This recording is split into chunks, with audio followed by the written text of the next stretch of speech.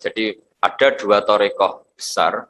Yang satu menyuruh istighfar dulu baru kalimat thayyibah. Alasannya suci dulu baru melafalkan kalimat yang suci. Tapi kalau dalam madzhab Abul Hasan Asyadzili tidak. Kalimat ini itu sudah otomatis istighfar. Buktinya orang kafir yang 70 tahun kafir sekali melafalkan la ilaha illallah itu langsung diampuni dosanya. Tanpa syarat harus istighfar. Karena di Quran itu hanya kulil ladzina kafaru iyantahu yufar lahum ma qad salaf. Jadi kalau orang kafir 70 tahun kok ngelafatkan la ilaha illallah itu otomatis masa lalunya diampuni. Berarti kalimat ini itu sudah otomatis fungsinya itu mengampuni dosa.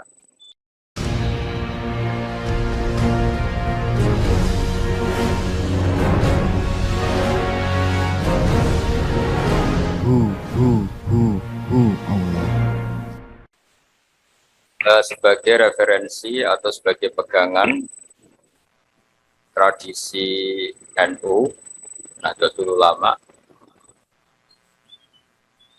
di mana di antara tradisi yang sering dilakukan itu melafazkan kalimat-kalimat thayyibah yang kebetulan dipakai tahlil 1 sampai 7 hari atau 40 hari. Supaya bahwa kalimat itu tetap kalimat thayyibah. Kalimat thayyibah itu la ilaha illallah Muhammadur Rasulullah, di mana keramat kalimat ini adalah orang yang kafir 70 tahun gara-gara melafazkan kalimat ini menjadi berhak masuk surga. Di Quran dijelaskan kulil ladzina kafaru iyantahu yufar lahum ma qad salaf. Jadi kalau orang kafir mau mengakhiri kafirnya dengan melafazkan kalimat thayyibah, maka kesalahan masa lalu itu akan dihapuskan. Jadi kalimat ini benar-benar sakti, di mana orang yang kafir 70 tahun saja bisa menjadi muslim, bisa menjadi mukmin dan langsung berhak menjadi ahli surga. Kemudian kalimat ini kebetulan nasibnya itu ketika dipakai tahlilan, dipakai ziarah kubur itu terus menjadi tersangkal. Ini yang BR. Seakan-akan sudah ada kalimat thayyibah lagi, hanya kebetulan dipakai di kuburan, dipakai mitung dinani mayit, 7 harinya mayit dan sebagainya. Maka saya sebagai pemerhati itu, saya pastikan bahwa kalimat itu tetap kalimat thayyibah, dan dia tetap kalimat thayyibah, entah dibaca di masjid, entah dibaca di kuburan, entah dibaca pas 7 hari dan 40 hari dan seterusnya. Karena status kalimat ini kalimat yang luar biasa. Sehingga Ibnul Qayyim dalam Muqaddimah kitab Zadul Ma'ad, ini supaya teman-teman ngelafatkan kalimat ini lebih lebih masuk. Di situ dijelaskan bahwa surga yang semewah itu dengan fasilitas semegah itu, selek itu, super mewah, itu diperuntukkan bagi yang mau mengakui la ilaha illallah. Jadi surga dibikin segala kemewahannya dengan segala kemewahannya. Yang katanya bapak-bapak per satu bapak dapat bidadari 70 atau 100 sesuai khayal mereka. Itu sesuai keinginan mereka, itu bagi yang melafazkan la ilaha illallah. Neraka yang dibikin se-ekstrim itu, yang dalam sebuah riwayat diterangkan kalau batu dijatuhkan ke neraka itu sampai bawah menuju 70 tahun. Kita bisa bayangkan itu kalau betapa dalamnya neraka itu, karena batu dijatuhkan itu untuk sampai ke ujungnya sana, ke cekungan paling dalam itu nunggu 70 tahun. Itu diperuntukkan bagi yang menolak la ilaha illallah. Jadi kalimat ini benar-benar kalimat yang menjadikan surga dibikin bagi yang melafazkan dan neraka dibikin bagi yang menolak. Betapa dahsyatnya kalimat la ilaha illallah. Jadi kalimat ini tidak mungkin menjadi kalimat yang biasa-biasa saja. Lalu para kiai-kiai, para wali songo dulu, supaya kalimat ini familiar, dilatih, diulang-ulang. Nah, pengulangan-pengulangan ini butuh momentum. Nah, momentum paling orang ingat mati itu ya ketika ada orang mati, hitung dinari mayit, 40 hari mayit. Ini momentum orang mudah diajak la ilaha illallah, diajak wiridan. Ya. Sehingga saya pastikan bahwa kultur-kultur ini harus kita bela secara ilmiah, baik ilmiah referensi maupun ilmiah secara sosiologi. Saya ulang lagi, kalimat la ilaha illallah ini kalimat yang begitu sakti, yaitu tadi sampai surga dibikin sebegitu mewah, itu untuk yang menerima kalimat la ilaha illallah. Neraka dibikin sebegitu ekstrim, begitu mengerikan, itu bagi yang menolak la ilaha illallah. Sehingga dalam sebuah riwayat diterangkan bahwa la ilaha illallah itu al-mizan. Ukuran kamu jadi hamba Allah itu ya sejauh mana Anda mengakui la ilaha illallah dan menolaknya. Sehingga saking spesialnya la ilaha illallah itu suatu saat ini di kitabnya Sayyid Muhammad halaman 102. Wa fihi aidan an Abdillah bin Amrin anin Nabi sallallahu alaihi wasallam anna Musa alaihi salam qala ya Rabbi alimni syai'an azkurka wa ad'uka bi. Ya Allah, ini Nabi Musa itu kan spesial ya karena beliau kalimullah, beliau orang yang dekat sama Allah. Sehingga mintanya itu ijazah khusus, ijazah yang spesialis hanya untuk beliau. Ya Allah, ajarin saya sesuatu yang dengan sesuatu itu saya bisa mengingat Engkau. Sekolah ya Musa qul la ilaha illallah. Ya Musa, kalau kamu ingin ingat saya secara sempurna, lafadzkan la ilaha illallah. Terus sekolah ya Rabbi kullu ibadika yaquluna hadza. Kalau la ilaha illallah itu semua orang juga melafadzkan la ilaha illallah. Intinya Nabi Musa itu kan enggak ingin lah sama dengan orang NU ya semuanya tahlilan la ilaha illallah. Muslimat fatayat di Taiwan di mana-mana juga kalau tahlilan la ilaha illallah. Nabi Musa sebagai kalimullah itu ingin spesial, enggak mau pakai la ilaha illallah karena itu kalimat yang lazim dipakai banyak orang. Inginnya beliau itu spesialis. Kata Allah menjawab qala qul la ilaha illallah. Ya sudah pokoknya ngelafadzkan la ilaha illallah kata Allah. Nabi Musa masih mengajukan permohonan ya Rabbi innama uridu syai'an takhussuni bih. Saya ingin wiridan yang spesial untuk saya, bukan yang wiridan masal la ilaha illallah itu kan di acara-acara NU istighosa pasti la ilaha illallah. Kira-kira itu ya masa kalimullah sama dengan Banser sama dengan Ansor sama dengan adat NU. Beliau enggak mau, inginnya spesial itu, inginnya kalimat-kalimat yang spesial. Terus qala ya Musa law annas samawati sab'a wa amiruhunna ghairi wa amiruhunna ghairi wal aradina sab'a fi kaffatin. Ada yang baca fi kaffatin wala ilaha illallah fi kaffatin atau fi kaffatin namalat bihinna la ilaha illallah.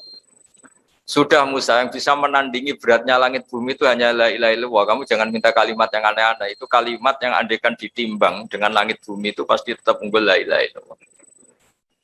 Nah ini penting saya utarakan supaya teman-teman yang sering tahlilan, sering membaca la ilaha illallah itu berpikir ulang atau semangatnya ditambah karena kalimat ini pula yang menjadikan langit bumi diciptakan.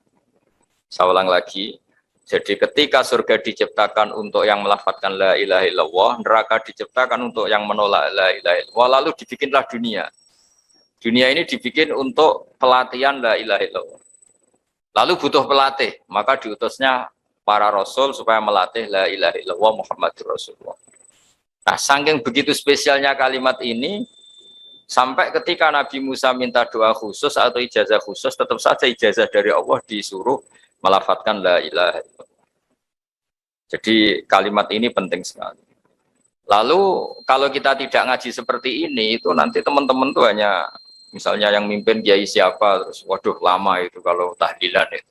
Kalau yang mimpin kiai siapa, wah itu tahlilannya begini. Jadi menyoal lama tidaknya tahlilan itu sejauh mana kita memahami la ilaha illallah. Kalau kita memahami la ilaha illallah adalah kalimat yang spesial, maka kita menghormati pada orang mukmin yang lain juga gampang. Karena orang-orang mukmin yang kita kira orang biasa atau bahkan orang rendahan, kita tidak bisa menganggap itu orang rendahan karena dia adalah orang yang min ahli la ilaha illallah. Jadi orang menghormati mukmin yang lain itu bergantung cara pandang. Ketika kita cara pandang la ilaha illallah itu spesial, maka pelafadznya siapapun itu akan spesial di mata kita. Karena dia min ahli la ilaha illallah. Tapi kalau kita menganggap la ilaha illallah itu biasa saja, maka kita akan menganggap yang melafadzkan itu biasa saja. Itu keliru besar. Kalimat ini adalah kalimat yang andaikan kesalahan kita seberat langit dan bumi dibandingkan kalimat ini, pasti yang unggul kalimat ini. Jika dalam satu riwayat ada orang yang salahnya itu banyak sekali. Ini saya baca ya, ada kata ini di riwayatnya Ahmad bin Hanbal. Kata Rasulullah SAW, Inna Allaha ta'ala yastakhlisu rajulan min ummati ala ru'usil khalaik. Ada orang dipinggirkan Allah, dipanggil sendiri, kemudian dipertontonkan di depan banyak orang. Fayan suruh ali tis'atan was tis'ina sijilan. Dia dipertontonkan ke khalayak rame bahwa ada bok kesalahan 99 bok kesalahan. Satu 99 kotak kesalahan. Kullu sijilin minha misumatil basar. Setiap box itu sepanjang mata melihat. Jadi saking besarnya per box. Per boxnya itu sepanjang mata melihat. Ya kira-kira per kesalahan itu berdurasi 10 kilo lah. Jarak. Sumayaqulu atungkiru min hadza syai'an. Kamu ngakui bahwa ini yang kamu lakukan semua. Singkat cerita orang itu ngakui. Terus Allah fayukhriju bitaqatan fiha asyhadu alla ilaha illallah wa asyhadu anna Muhammad Rasulullah. Jadi saya ulang lagi ya, dia punya 99 kotak kesalahan, per kotak itu sepanjang mata melihat. Jadi saking besarnya, saking tingginya. Jadi dilihat ke atas sepanjang mata melihat, dilihat menjauh juga sepanjang mata melihat. Lalu dikeluarkan kotak kecil. Terus si orang tadi bilang, ya Rabbi ma hadil bitaqah ma hadis sijillat. Lalu apa artinya kebaikan yang satu kotak kecil dibanding kesalahan 99 yang sebesar itu? Kata Allah, inna kala tuslam. Kamu tidak akan terdolimi. Terus fatu do'u sijillat fi kafatin, ada yang baca fi kifatin wal bitaqah fi kifatin. Qala fato sati sijillat wa taqulat al bitaqah. Fala yaskulu ma'asmillahi ta'ala syai'un. Jadi ketika 99 box tadi ditimbang dengan satu kotak kecil yang berisi la ilaha illallah Muhammadur Rasulullah, itu menang kotak kecil yang berisi la ilaha illallah Muhammadur Rasulullah. Karena nama Allah ini tidak akan tertandingi, nama Allah ini tidak akan terkalahkan. Jadi ibaratnya beginilah, para malaikat itu kalau ditanya, ini satu timbangan kecil tapi ada nama Allah, dengan yang sebesar itu, sebanyak itu tapi tidak ada Allahnya. Tentu malaikat akan milih yang ada Allah, yaitu la ilaha illallah. Jadi ini penting saya utarakan supaya para pelafaz la ilaha illallah itu meyakini bahwa kalimat ini spesial. Sehingga tidak risau, tidak susah ketika itu dituduh bid'ah atau dituduh khurafat. Karena kalimat ini tetap thayyibah. Kalimat ini tetap spesial. Bahwa guru-guru kita ngajarin ketika untuk 1 hari mayat atau 7 hari itu kultur saja. Sehingga orang NU sendiri ya jangan ngelafatkan itu nunggu diundang tahlil. Kalau diundang tahlil ngelafatkan itu, kalau enggak itu ya keliru juga. Itu ya sama saja salah, itu kalimat yang spesial kalau kita bacanya pendak diundang tahlil itu juga salah. Tapi salah juga kalau kalimat ini menjadi tidak spesial hanya karena tuduhan-tuduhan kita dianggap khurafat atau bid'ah. Jadi saya pastikan bahwa kalimat ini spesial berdasar hadis yang disebut oleh Sayyid Muhammad qad akhraja Ahmad wan Nasa'i wa Tirmidzi aidan min hadits Abdullah bin Amr. Terus saya cek di beberapa kitab, di kitab Ithaf itu ada di juz 14 halaman 636, diperkuat lagi oleh kitab Ithaf yaitu karangannya Said Zabidi Syarah Ihya. Jadi di kesempatan yang baik ini saya mohon kalau melakukan wiridan yang diajarkan para guru itu pastikan referensinya secara detail. Kemudian barokahnya referensi itu kita tidak gamang, tidak risau, tidak gentar kalau mengalami tuduhan yang macam-macam. Karena kalimat ini tetap kalimat thayyibah. Status permanennya itu kalimat thayyibah. Bahwa, itu saya ulang lagi, bahwa mungkin kita baca itu dianggap gak tepat waktunya atau gak tepat momentumnya.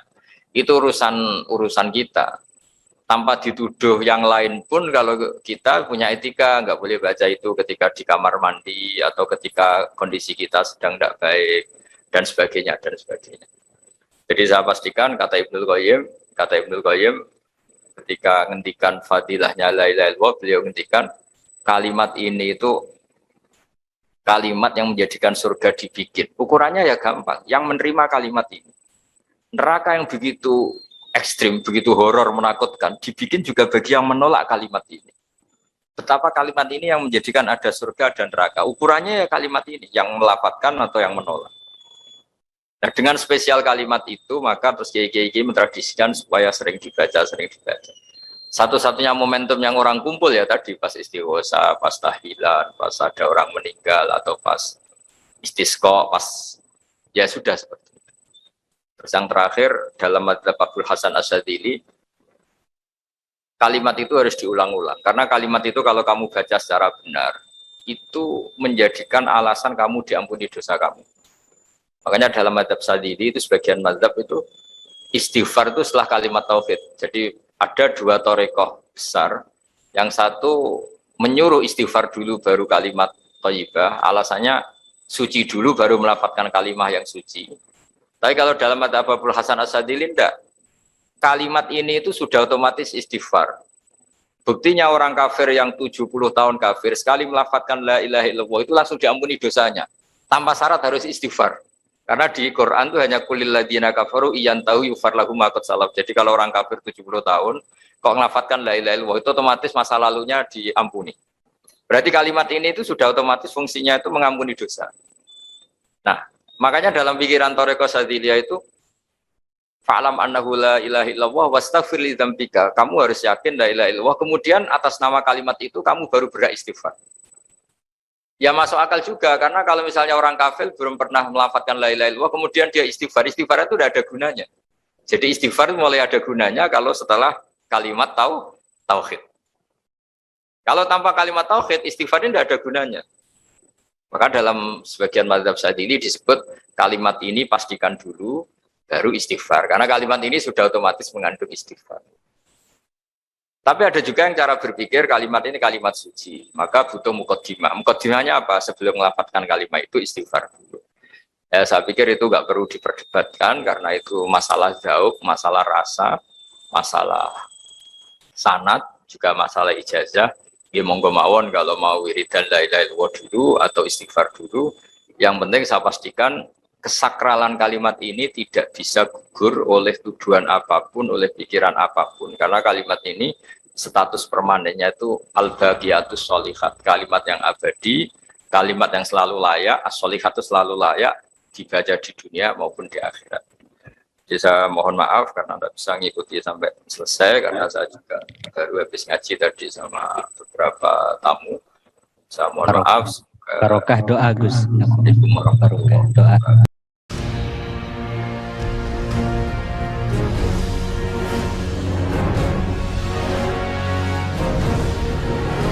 Hu